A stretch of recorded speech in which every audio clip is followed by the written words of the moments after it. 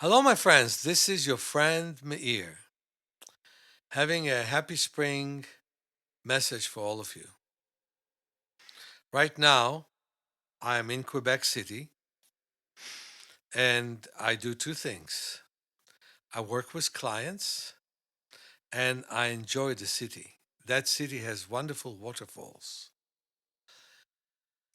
And I'm thinking about the beautiful ocean that we have in front of our school, how vast is the beach and the mountains around, and how beautiful the waterfalls in Quebec are, and how beautiful the city it is, and the river, and the forest. They have a real forest that you can walk in,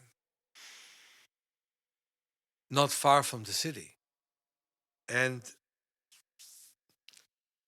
I think about the amazing life that our ancestors had. They didn't have the comfort that we have. They didn't have a car that can take them far away. Didn't have a plane that can quickly take them over continents. But they had amazing eyes. They could see so well. Part of it was that nature was right in front of them. And until now, when we look at the Maoris before they were educated, had amazing vision. When you look at the Eskimos, or these days we call them Inuits, who saw amazingly well until they start to intermingle with our culture. And the word myopia started in Germany when they started schools there in the 1800s. If you look at all of this, you can see that's what missing for us is to do the opposite of what we normally do. In Quebec, I'm working with a wonderful girl. She's now a 9-year old. I started to work with her when she was 2.5. And her vision was very dismal for one simple reason. This is actually where science is wonderful. Science in my generation did not know what science knew for my kids. I was born with cataracts. My kids were born with cataracts. And Marlies, the kid I'm working with, was born with cataract.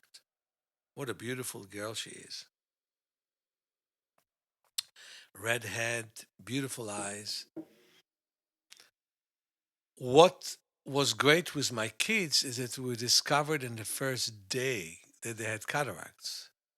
So within 2 weeks, their lenses were removed. And we learned that in 8 weeks, the brain blocks all vision with a situation which is called nystagmus, where the eyes move involuntarily.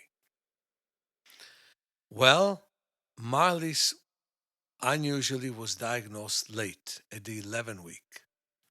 And so she became legally blind. And we worked and worked and worked. I eventually came to her home and we got her to look at things and respond to them. And it was so amazing that she recovered completely from the legal blindness. All of a sudden, she saw that her neighbors had a number to the house. And she said, our neighbors also have a number. That was when she was 7, a couple of years ago. So if you look at it in depth, when you do eye exercises that include the principles of adaptation to the sun instead of running away from it, and I'm very much against sunglasses, adaptation to the dark instead of being afraid in the dark. And that's why we have night walks with our classes in the park. But I must say, we have a safer place than many other places in the dark.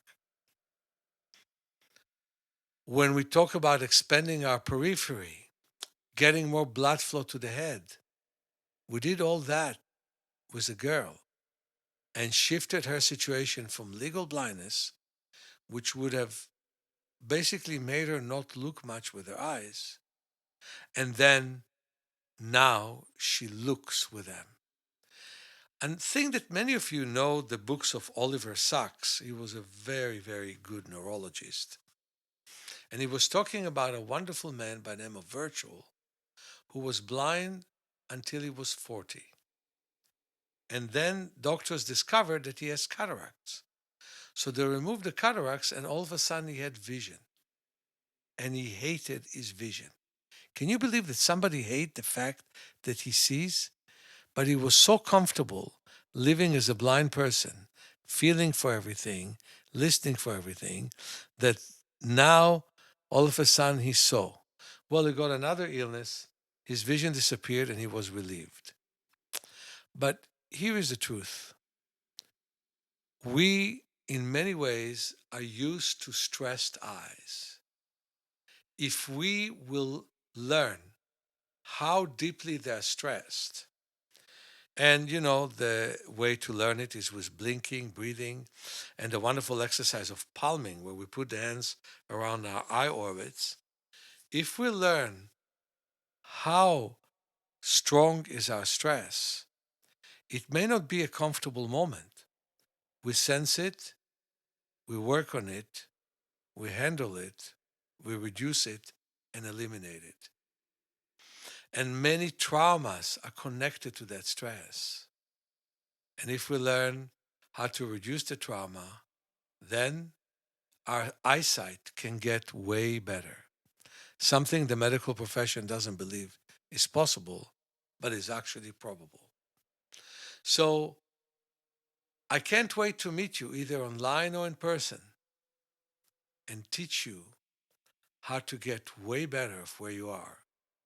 If a girl moved from legal blindness into sight, if I am able to drive after being told that I'm blind, and I actually wasn't blind, I was just legally blind. I saw little. It is time for you to take care of yourself. Many blessings, Meir.